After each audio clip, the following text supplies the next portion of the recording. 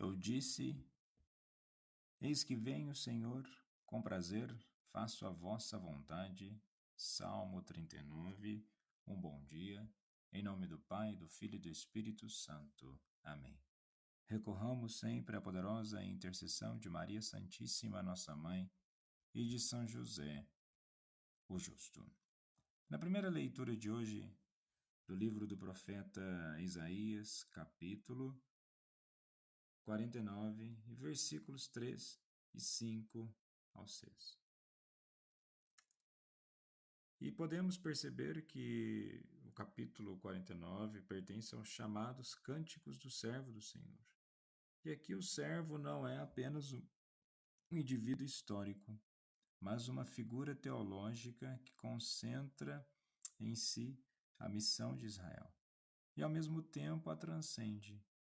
O texto não começa com uma ordem, mas com uma revelação de identidade. Tu és o meu servo Israel, em quem serei glorificado. E podemos ver que aqui antes da missão Deus revela quem somos nele. E o texto nasce no contexto do exílio babilônico. Israel perdeu terra, templo e identidade política. A grande pergunta do povo é: ainda temos sentido? Isaías responde sim, porque a vocação de Israel não depende do sucesso histórico, mas da fidelidade de Deus. E aqui, quando menciona o servo, fala em primeira pessoa, criando uma intimidade rara entre Deus e o chamado. A missão é narrada como algo prévio à história. O Senhor me chamou desde o ventre materno, conforme está no versículo 5. E assim, podemos perceber que a vocação do servo não nasce da capacidade, mas da iniciativa divina. Antes de agir, o servo é chamado, formado e sustentado. A missão nasce do ser, não do fazer. E a restauração de Israel não é suficiente. É pouco que sejas meu servo para restaurastes as tribos de Jacó. Deus declara que uma missão limitada não corresponde à grandeza de sua salvação. O Senhor não existe O servo não existe apenas para curar feridas internas, mas para iluminar o mundo. E na segunda leitura de hoje da carta de São Paulo aos Coríntios, capítulo 1, dos versículos 1 ao 3, podemos já verificar que logo no versículo 2 já trata de mencionar Jesus. Aos que foram santificados em Cristo Jesus, chamados a ser santos, junto com todos que em qualquer lugar invocam o nome de nosso Senhor Jesus Cristo, Senhor deles e nosso. Para vós, graça e paz, da parte de Deus, nosso Pai. E aí, estar com servo é estar com Cristo. Viver como servo no serviço é viver em consonância com aquilo que Cristo quer. E sim, Isaías 49 revela um servo chamado desde o seio materno para ser luz para as nações. A carta aos Coríntios mostra como essa vocação se concretiza historicamente na igreja, formada por pessoas reais, frágeis, marcadas por divisões, mas chamadas por Deus. E Paulo, ao iniciar sua carta, não como reprovação, mas com identidade. Paulo chamado a ser apóstolo de Cristo Jesus, e nós somos chamados a seguir Jesus. Qual é a nossa identidade? Ou nós somos cristãos ou não somos. Ou verdadeiramente seguimos aquilo que acreditamos ou não seguimos. É preciso ter sinceridade. E a sinceridade de coração nos aproxima daquilo que verdadeiramente nós somos chamados a ser. Santos. E o sentido de ser santo não dimensiona apenas uma postura moral e ética. A santidade é exatamente buscar uma vivência de vida que nos aproxima mais do discernimento espiritual para que possamos ser pessoas melhores e prestativas no nosso dia a dia. E com isso, Deus chama O servo, quando Israel ainda está ferido, Deus chama Paulo quando a igreja de Corinto ainda está dividida. Isso nos revela algo desconcertante. Deus não espera comunidades ideais para agir. Ele chama pessoas reais em situações imperfeitas para missões maiores do que elas mesmas. E assim é nossas vidas. Deus nos chama. Devemos escutar.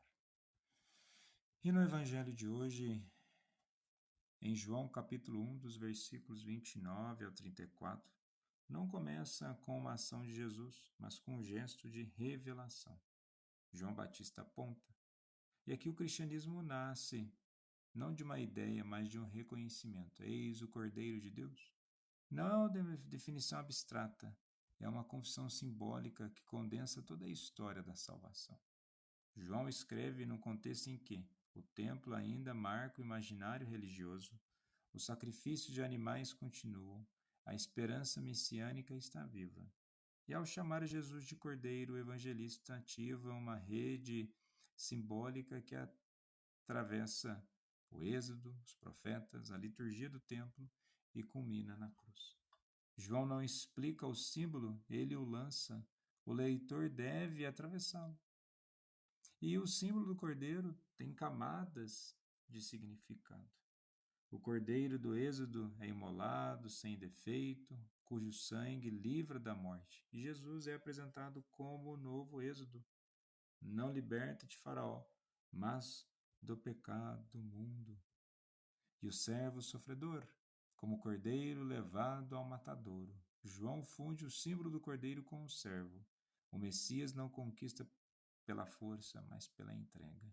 E todos os dias de manhã e à tarde um cordeiro era oferecido no templo. E ao dizer eis o cordeiro, João sugere, o culto antigo encontra seu cumprimento definitivo. E qual que é a finalidade do sacrifício? A expiação dos pecados. No texto está que tira o pecado do mundo. O texto não diz pecados plural, mas pecado singular.